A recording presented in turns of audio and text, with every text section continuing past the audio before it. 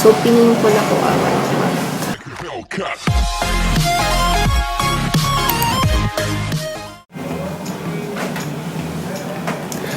Welcome back again, Kitties, to my YouTube channel. So, for today's video, nakita niyo nakapambay lang ako.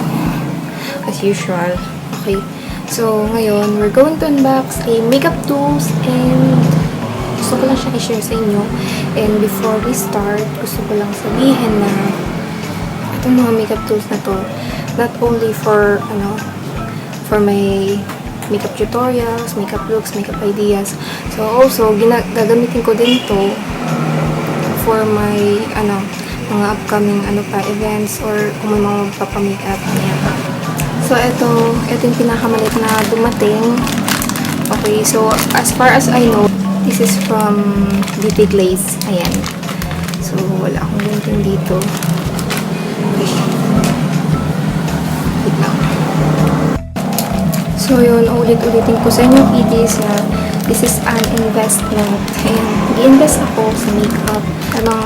Yung gamitin ko lang dyan na for my clients, for my future clients, is yung mga dati ko lang talaga na ginagamit, which is for my, for myself lang. So, hindi na. So, syempre, nabigyan na lang ng service.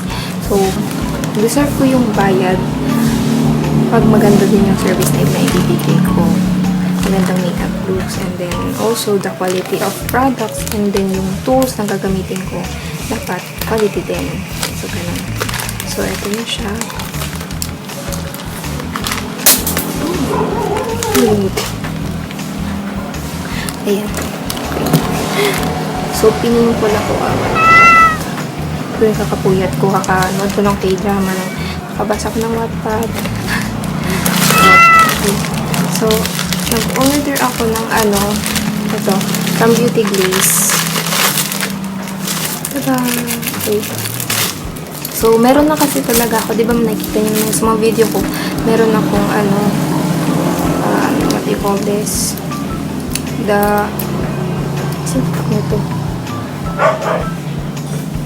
Meron akong, eyelash curler. Pero yung eyelash curler ko kasi na-try ko kapag itatry ko siya sa client, so mahirap. So, bumili ako ng isa pang eyelash curler for my client. Kasi kung yun yung gagamitin ko na from Avon yung dati pa yun. Ayan. So, yung color purple na ginagamit ko palagi na eyelash curler. So, pag trinay ko yung sa client ko, may possibility na maiipit ko yung eyelids niya or ganon. So, mas maganda yung ganito. Kasi, pagpa ganyan, sa client, so, madali siyang i-apply. Kaysa dun sa, meron ako dati. So, pwede ko yung gamitin sa akin lang. So, ito, for client, try ko rin. At saka, ang ganda yung gamitin. And then, the next one, so, kailangan kong gumamit ng ito.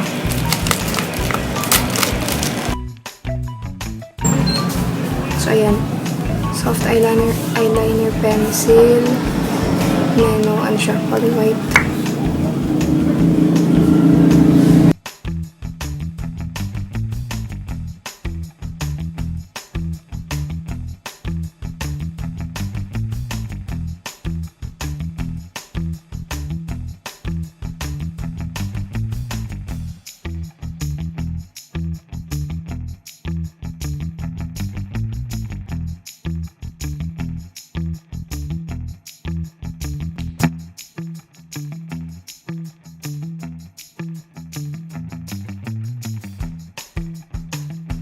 And then, the next one, tools pa rin yung binili ko. So, here it is. Ayan. So, open natin. So, I'm going to cut cut ko na lang talaga.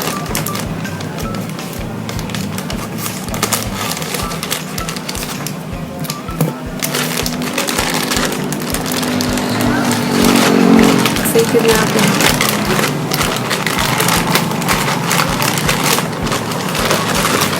Okay, so ang ganda. After nakabalot dito, nakalagay po siya dito sa bubble wrap. It says,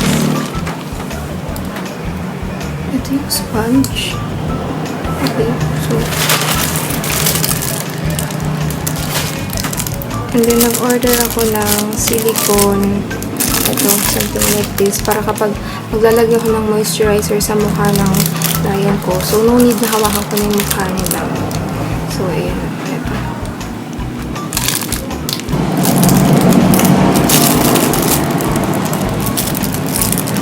So, parang naano ko dito sa sponge. Kasi ang liit pala nito.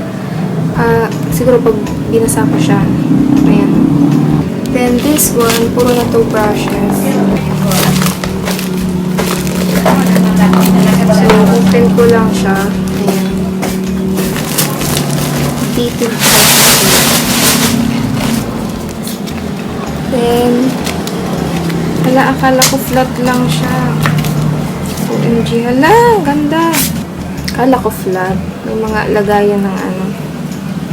So, ginagamit ito ng mga professional makeup artist. Ayan. So, ito yung pwedeng pangkuha dun sa, ano, sa, dito. Dun sa, ano, cosmetic products. Then, lalagay nyo siya dito. Ano. So, maganda siya kasi, ano, ang bigat, mabigat siya. Hindi siya manipis. Ayan. So, maganda. Then, sa loob nito, ano siya, puro siya real tech, ano, real tech brushes. Ano, hindi ako ma-disappoint.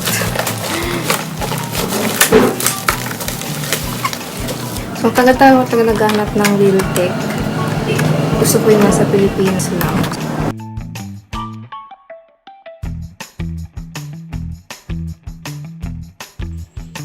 Sculpting brush features a wide angled head specifically designed to help create defined contours. It looks pixel perfect even in harsh light, and it has ultra plush bristles.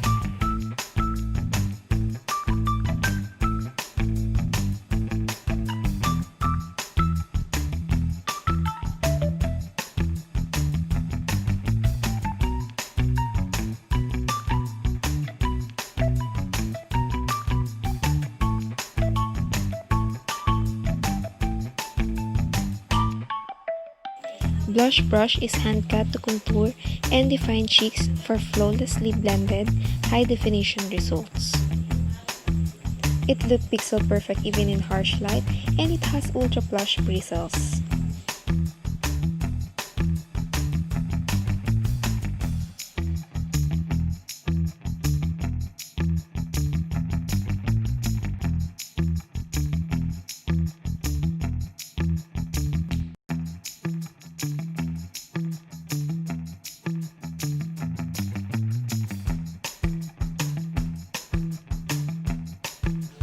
Real Techniques Dual Fiber Stippling Brush is a trade secret for applying your makeup with airbrush results. It has two bristles types and lengths, distribute product for a feathery finish, and ideal for liquid or cream finishing product.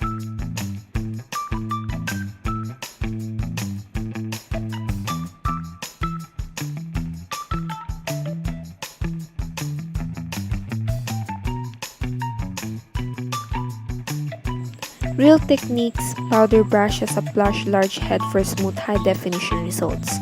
It gets the ideal dusting of makeup and ideal for powder and mineral foundations.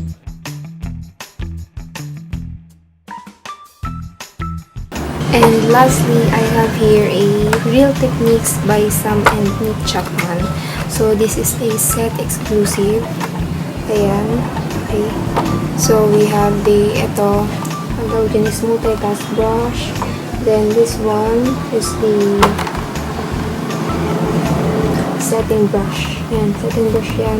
Then the third one is the buffing brush. Then ito, apat.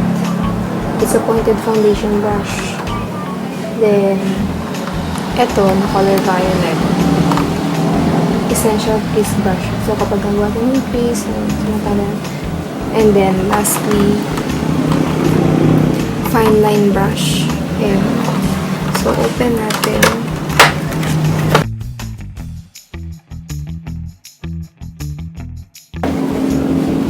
May ano talaga siya, may nakapangalan talaga. So niya. Malambot talaga. Ganun. Tanggal.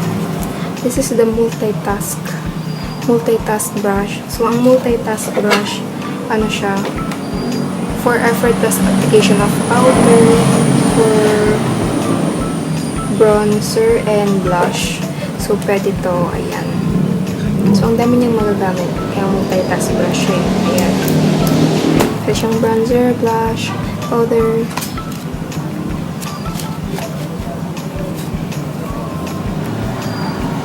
Then, the setting brush.